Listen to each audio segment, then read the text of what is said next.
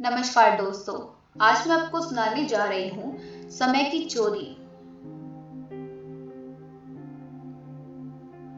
रात के 2 बज चुके थे। बूढ़ी आंखों में जितनी नींद थी उससे ज्यादा अपने बेटे के लिए चिंता। उसी बेटे की चिंता जो अक्सर अपने काम के चलते रात को देरी से आया करता था। माँ तो माँ होती है, ये जानते हुए भी कि बेटा देर से भले ही आता है लेकिन भूखा नहीं रहता। किसी पार्टी में या फिर खुद के ऑफिस में ही खाना खा लेता है, फिर भी बिना उसके घर पहुंचे अन्न का एक भी दाना अपने पेट में नहीं डालती थी, इस उम्मीद में कि खाने के टेबल पर ही अपने बेटे के साथ थोड़ा समय बिता सके और अपने अकेलेपन को दूर कर सके। अकेलापन इसलिए क्योंकि इकलौता बेटा, वो भी कुंवारा, और दुनिया को 3 साल पहले अलविदा कर चुके पति, जिनके जाने के बाद बेटे ने उनका कारोबार अच्छे से संभाल लिया और दिन रात का ज्यादातर समय बाहर ही बिताने लगा।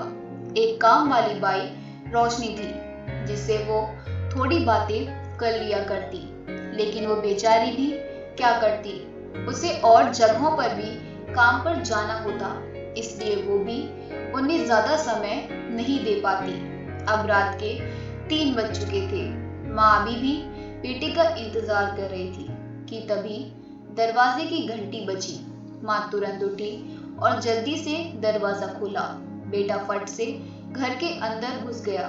माँ ने उसे डांटते हुए कहा, आज फिर से लेट। बेटा चिढ़ते हुए बोला, क्या मुझे शौक है, जरूरी मीटिंग थी। माँ बोली, अच्छा नाराज मत हो, चल खाना खा ले, तेरे पसंद की सब्जी बनाई है। बेटा फिर ऊंची आवाज में बोला, तुमसे कितनी बार कहा है मेरा इंतजार मत किया करो, खाना खाकर सो जाया करो, क्यों खुद को और मुझे परेशान करती हो।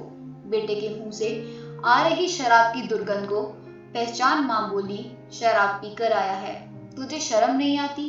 बेटा चिल्लाकर बोला, हाँ तो कौन सा पाप कर दिया है मैंने, चुपचाप खाना खाओ और सो जाओ, आपकी बकवास सुनने के लिए वक्त नहीं है मेरे पास। बेटा गुस्से में अपने बेडरूम में चला गया और सीधे जाके बेड पर लेट गया। नशे के कारण अगले ही मिनट उसे गहरी नींद आ गई। माँ उसके कमरे में आई, उसके जूते और मोजे उतारे, उसे चादर ओढ़ाई और पास बैठकर उसके सर पर हाथ फेरते हुए गहरी सोच में डूब गई।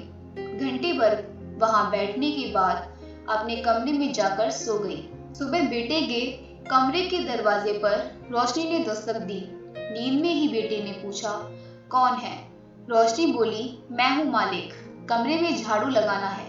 बेटा बिना आंखें खोले ही बोला, ठीक है, सफाई करके दरवाजा बंद करके जाना। रोशनी अपने काम में लग गई। झाड़ू मारते मारते रोशनी की नजर बेड के नीचे पड़े वॉलेट पर पड़ी, जिसमें कुछ जरूरी कार्ड्स के साथ ही कई नगद रुपए भी थे। रोशनी ने वॉलेट उठाया, एक बार वॉलेट को और एक बार सोते हुए अपने मालिक को देखा, फिर वॉलेट को उसके तकिए के पास रखकर चली गई। सवेरे 10 बजे बेटा उठकर अपने ऑफिस को निकल गया। रास्ते में पेट्रोल पंप पर पेट्रोल भराने के लिए गाड़ी रोकी और पैसे देने के लिए वॉलेट निकाला। तब उसमें पैसे थे नहीं। उसने वॉलेट को अच्छे से चेक किया, फिर भी उसे पैसे नहीं दिखे। अंत में वो कार्ड से पेमेंट कर ऑफिस चला गया। ऑफिस पहुंच बेटा अपने बिजी शेड्यूल में लग गया। अपने कस्टमर्स को वो नए प्रोडक्ट के बारे में बता रहा था कि तभी उसके फोन की घंटी बजी। फोन पर माँ का नाम आ रहा था। उसने फोन ना उठाकर उसे साइलेंट पर कर दिया, लेकिन फिर भी बार बार माँ कॉल कर रही थी, इसलिए परेशान होकर उसने फोन उठाया और साइड में जाकर माँ से बात करने लगा। बेटा बोला, क्या करती हो माँ, अगर मैं फोन नहीं उठा रहा तो आपको समझ जाना चाहिए कि कोई जरूरी काम कर रहा हूँ। यहाँ पर मैं बहुत जरूरी मीटिंग में हूँ, मैं आपसे बाद में बात करूँगा। माँ बोल रही थी, बेटा लेकिन एक बार डॉक्टर पर। बेटे ने बिना उसकी बात पूरी सुने फोन कट कर दिया और फिर से अपने काम में लग गया। माँ को जैसे ऐसी बर्ताव की आदत पड़ चुकी थी, फिर भी उसके चेहरे पर दुख साफ देखा जा सकता था। माँ ने रोशनी को आवाज लगाई और बोली, बेटा थोड़ा रजाई तो उड़ा देना, सुबह से ठंड लग रही है मुझे। रोशनी ने माँ को रजाई उड़ा दी और थोड़ी देर तक उनके पैर दबाती रही। फिर जब रोशनी जाने लगी तो पूछा, आपको और कुछ चाहिए माँ जी? माँ हिचकी लेते हुए बोली, बेटा मैं जानती हूँ तुम कई और जगहों पर काम करती हो, लेकिन क्या तुम थोड़ी देर और यहाँ बैठकर मुझसे बात कर सकती हो? रोशनी बोली, हाँ माँ जी, क्यों नहीं। वो वहीं पर बैठकर माँ से बातें करने लगी। अगले दिन बेटे का पार्सल आया। डिलीवरी बॉय को पैसे देते समय बेटे ने अपना वॉलेट खोला और पाया कि इस बार भी वॉलेट में पैसे नहीं हैं। बेटे ने यूपीआई से डिलीवरी बॉय को पेमेंट कर दिया। माँ के पास जाकर बेटा गुस्से में कहने लगा, देखो माँ, इस बार को लेकर यह चौथी बार हो गया है कि मेरे वॉलेट में एक भी रुपया नहीं है। मैं कहता हूँ यह रोशनी पक्की चोर है। माँ बोली, रोशनी ऐसा नहीं कर सकती, वह बहुत अच्छी लड़की है। बेटा बोला, उसने तुम्हारे पैर दबाकर और तुम्हारे साथ चिकनी चुपड़ी बातें करके तुम्हें अपनी जाल में फंसा लिया, इसलिए तुम्हें वो अच्छी ही नजर आएगी। आज तुम्हारे सामने दूध का दूध और पानी का पानी कर ही देता हूँ। कहकर बेटे ने रोशनी को आवाज लगाई और वहां पर आने के लिए कहा।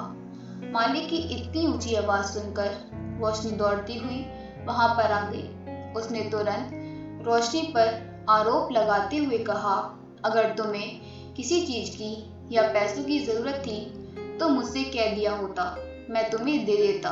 चोरी करने की क्या जरूरत थी?